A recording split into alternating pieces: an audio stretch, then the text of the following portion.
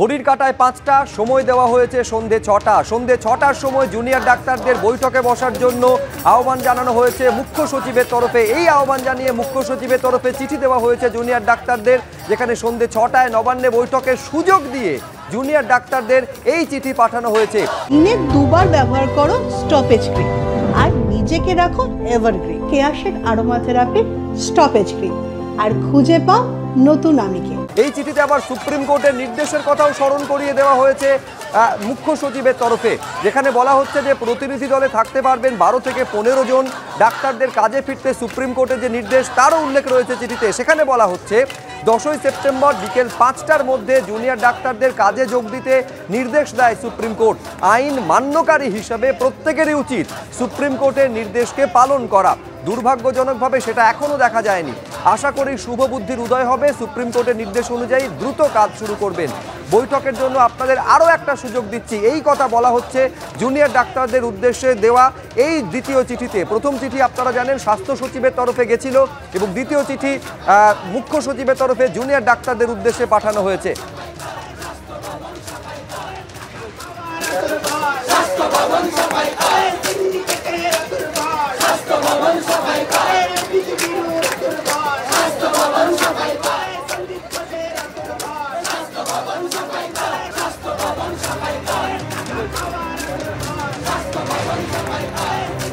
এর আগে আপনারা জানেন যে ভোর 3:49 জুনিয়র ডাক্তারদের তরফে মুখ্যমন্ত্রীকে উদ্দেশ্য করে একটা পাল্টা ইমেল করা হয়, যেখানে তাদের যে দাবি একেবারে স্পষ্ট করে সেই দাবি উল্লেখ করে দেওয়া হয়।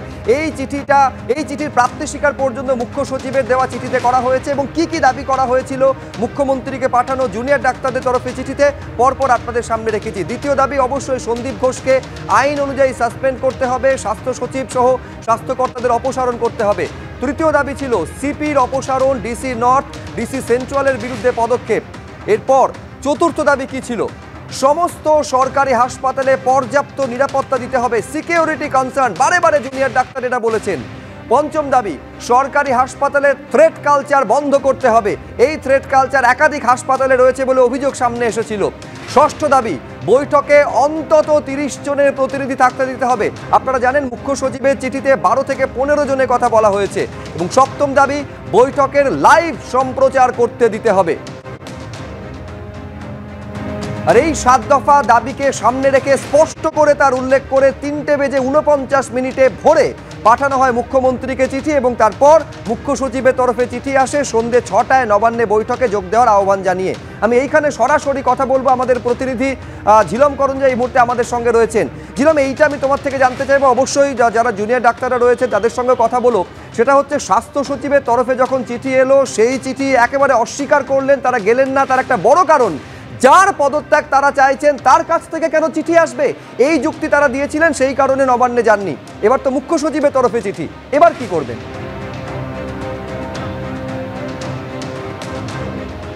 তোমাকে জানিয়ে রাখবো, ইতিমধ্যে সেই চিঠি নিয়ে জুনিয়র ডাক্তারদের যে একটি গ্রুপ আছে, জেনারেল বডি বলেন তারা, সেই জেনারেল বডির বৈঠক হচ্ছে। সেই বৈঠক শুরু হয়েছে ইমেল আসার 10 মিনিট পর থেকে, এখনও সে বৈঠক চলছে। চূড়ান্ত সিদ্ধান্ত কি হয় এখন সেটাই অপেক্ষা। তবে আমার সঙ্গে এই মুহূর্তে 2 জন জুনিয়র ডাক্তার রয়েছেন, আন্দোলনরত একদম প্রথম থেকে তারা রয়েছেন। কি বলবেন এই চিঠিটা যে চিফ সেক্রেটারি করেছেন?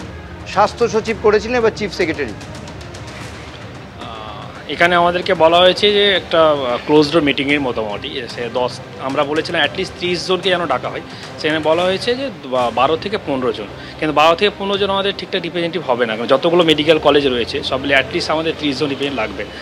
অ্যাটলিস্ট 30 জনকে আমরা চাইছি অ্যালাউ করতে এবং সেটা ডেফিনেটলি ডিসকাশন চলছে আমাদের, এবং সেই ডিসকাশনের পরে সেটা ফাইনাল হবে যে কতজন যাবে এবং কতজনকে অ্যালাউ করা হবে।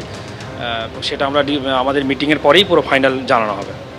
আরও একজন রয়েছে, তার সঙ্গে কথা বলবো। যে আপনারা এই যে বৈঠক করে যাচ্ছেন, বারবার চিঠি আসছে বা আপনার ইমেল আসছে, এবার এই ইমেলে উল্লেখ করা হয়েছে সুপ্রিম কোর্টের কথা উল্লেখ করা হয়েছে যে আপনারা একজন সুনাগরিক হিসেবে দায়িত্বে কাজে ফিরবেন। উল্লেখ করা হয়েছে রোগীদের অনেক হয়রানি হচ্ছে। সামগ্রিকভাবে আপনারা কি মনে করছেন, এখনও কি সেই বিষয়ে কোনো ধারণা তৈরি হয়েছে? এবার আপনি যে তিনটে কথা বললেন, একটা হচ্ছে সুপ্রিম কোর্ট যেটা বলেছে, প্রথমত চিঠিতে যেটা বলেছে যে সুপ্রিম কোর্ট নাকি আমাদের নির্দেশ দিয়েছে 5টার মধ্যে ফিরে যাওয়ার, না হলে পরে নাকি অ্যাকশন নেওয়ার কথা বলেছে, কিন্তু কোথাও সুপ্রিম কোর্ট সেই কথাটা বলা হয়নি। বলেছে যদি কোনো স্টেট অ্যাকশন নিতে চায় তাহলে সেক্ষেত্রে ওরা বাধা দিতে পারবে না। দ্বিতীয় কথা বললেন যে রোগী পরিষেবার জন্য সিনিয়র ডক্টররা ওপিডি এমার্জেন্সি সার্ভিস চালু রেখেছেন এবং তাতে হ্যাম্পার কিছু হচ্ছে না। যে ডেটা দেখা যাচ্ছে সেটা আমরা অনেক জায়গায় প্রুফ করেছি যে এটা একদমই মানে ইনভ্যালিড ডেটা বলা, যেটা 23 জন না 24 জন তাদের মারা গেছে। আমাদের আন্দোলনের জন্য তাদের দেখা যাচ্ছে কোনো কিছুই এফেক্ট হয়নি তাদের জন্য। আর এটাই বলা যে আমরা এখন আমাদের নিজের মধ্যে ডিসকাশন চলছে যে পরবর্তী মিটিংয়ে আমরা কজন রিপ্রেজেন্টেটিভ পাঠাবো, কী পাঠাবো, সেটা আমাদের মিটিংয়ে চলছে। 12 থেকে 15 জন প্রথমত সব কটা মেডিকেল কলেজে রিপ্রেজেন্ট করছে না। আমাদের এখানে মেডিকেল কলেজ আছে কম করে 24 থেকে 26টা, এবং তার রিপ্রেজেন্টেটিভ অ্যাডিকুয়েট হওয়ার জন্য আরও সংখ্যা বাড়াতে হবে। এই কজনের কিছু রিপ্রেজেন্টেশন হবে না তাতে। তৃণমূলের বিধায়ক হুমায়ুন কবির তিনিও যেটা বলেছেন যে এই চিকিৎসকরা যেভাবে করছেন তাতে মানুষ যদি এবার তাদেরকে ঘেরাও করেন, তাদেরকে আক্রমণ করে ইত্যাদি, সেক্ষেত্রে তারা কিছু করতে পারবে না, এরকমভাবে আপনারা মানুষকে পণবন্দি করতে পারেন না, এই বিষয়ে কি বলবেন? এবার কারো কে কী বললো আউট অফ কনটেক্সট আমি তার রিপ্লাই দিতে চাই না, কিন্তু সাধারণ মানুষ আমাদের পাশে প্রথম দিন থেকে ছিল, এখনও আছে, আগামী দিন আশা করি থাকবে। সমাজে শুভবুদ্ধি সম্পন্ন মানুষ প্রচুর আছে, তারা আমাদের সবাই সাপোর্ট করছে বিভিন্নভাবে, মানে আর্থিক বলুন, খাবার দাবার দিয়ে বলুন, কেউ হাত পাখা দিয়ে যাচ্ছে, খাবার দিয়ে যাচ্ছে, সব রকমভাবে তারা আমাদের পাশে দাঁড়ানোর চেষ্টা করছে। তো সাধারণ মানুষও চাইছে যে মেয়েটির যদি অন্যায় হলো তার সুবিচার পায়। আপনাদেরকে বসিরহাটের তৃণমূলের কংগ্রেসের এক নেতা তিনি বলেছেন যে দেশদ্রোহী, সুপ্রিম কোর্টের নিয়ম আইন মানছেন না বা তাদের নির্দেশ মানছেন না। এ ব্যাপারে কিছু মন্তব্য করতে চাইছি না। তবে আপনাদের এখনও সিদ্ধান্ত আর কতক্ষণ লাগবে? খুব শীঘ্রই আমরা জানাচ্ছি, আমাদের মিটিং চলছে, WBJDF-এর যা রিপ্রেজেন্টেটিভ আছে তার মিটিং চলছে, আমরা খুব শীঘ্রই আমাদের স্ট্যাটাসটা জানাচ্ছি আমাদের অফিসিয়াল পেজে। জুনিয়র ডক্টরস ফ্রন্টের পক্ষ থেকে এখনও যে তাদের যে বৈঠক, সেই বৈঠক হচ্ছে, বৈঠক শেষ হলে তারা জানাবেন, খুব শীঘ্রই সেই বৈঠক শেষ হবে তেমন তারা জানিয়েছেন। তবে তারা তাদের যে অবস্থান সেটা কিন্তু কথাবার্তাতেই স্পষ্ট হয়ে গিয়েছে।